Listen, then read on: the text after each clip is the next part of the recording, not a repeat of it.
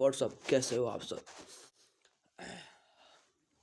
आज आपका भाई लेके आ चुका है एक नया एपिसोड, जो कि अहोई जो माता है उसके ऊपर डिपेंड है। मानते हैं कि इस व्रत के करने से जो मनुष्य के घर में जो भी पाप क्लेश होते हैं वो सब दूर हो जाते हैं।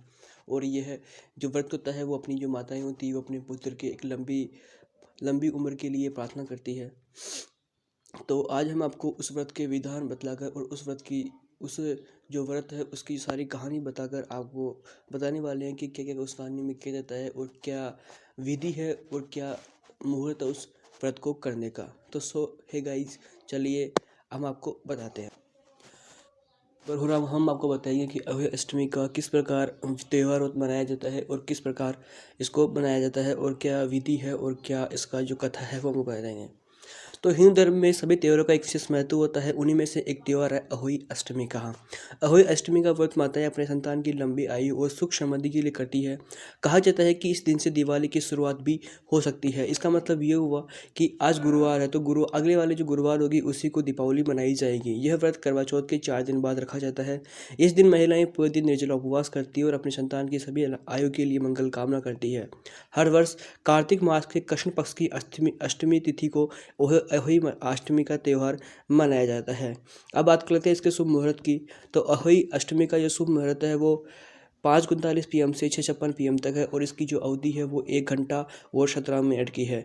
गोवर्धन कथा कुंड स्नान गुरुवार अक्टूबर 28, 2021 को।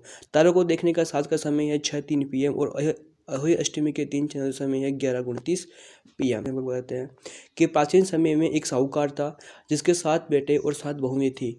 साहूकार की एक बेटी भी थी जो दीपावली में ससुराल से मायके आई थी। दीपावली पर घर को लेपने के लिए सातों भाई मिट्टी लाने जंगल में गई तो नंद भी उनके साथ हो ली। साहूकार की बेटी जहाँ मिट्टी काट रही थी उस स्थान श्याहू यानी कि जो शाही थी अपने 7 बेटों के साथ रहती थी। मिट्टी काटते हुए गलती से साहूकार की बेटे की खुरपी की चोट से श्याहू का बच्चा मर गया। श्याहू इस बात पर कोई तो कर बोली कि मैं तुम्हारे कोख बांधूं की। शाहू के वचन सुनकर साहूकार की बेटी अपने सातों भाइयों से एक कर विनती करती है कि वह उसके बदले अपनी कोख बंधवा ले। सबसे छोटी भाभी ननद के बदले अपनी कोख बंधवाने के लिए तैयार हो जाती है। इसके बाद छोटी भाभी के जो बच्चे होते हैं वे 7 दिन बाद मर जाते हैं। 7 पुत्रों की इस प्रकार मृत्यु होने के बाद उसने पंडित को बुलवाकर इस कांड का कारण पूछा कि पंडित ने सुरही गाय की सेवा करने की सलाह दी। सुरही सेवा से प्रसन्न होती है और उसे सियालू के पास ले जाती है। रास्ते थक जाने पर दोनों आराम करने लगते हैं। अचानक साहूकार की बेटी बहू की नज़र एक और जाती है। वह देखती है कि एक सांप गरुड़ पंखनी के बच्चे को डसने जा रहा है और वह सांप को मार देती है। इतने में गरुड़ पंखनी वहां आ जाती है और खून बिखरा हुआ देखकर उसे लगता है कि छोटी बहू ने उसके बच्चे को मार दिया है और वह इस छोटी बहू को चोंच मारना शुरू कर देती है। छोटी बहू इस पर कहती है कि उसने तो उसके बच्चे को जान बचाई है। गरुड़ पंखनी इस पर खुश होती है और सुरही सहित उन्हें श्याहू के पास पहुंचा देती है। वह श्याहू छोटी बहू की सेवा से प्रसन्न होकर उसके 7 पुत्र और 7 बहू होने का आशीर्वाद देती है। श्याहू के आशीर्वाद से छोटी बहू का घर पुत्र वधुओं से हरा भरा हो जाता है।